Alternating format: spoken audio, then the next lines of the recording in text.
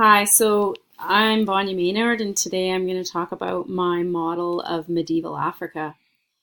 You see, medieval Africa was a place that was pretty rich in most aspects. The agriculture, the land was fairly fertile. I mean, they did have droughts, and they never really knew what the weather was going to be like. So farming was subsistence farming. They had to rely on just meeting their own basic needs. They wouldn't grow food to sell so much. They would use it to feed their family, and the society was peaceful overall.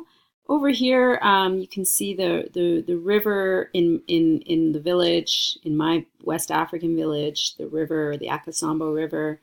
Um, the geography is savanna, mostly savanna. There's lots of wildlife, so snakes and elephants, giraffes, um, lions, even. So people, had to protect themselves. So their housing, you can see the style of their housing was built to prevent animals from getting in and et cetera, et cetera. Okay, so then stop.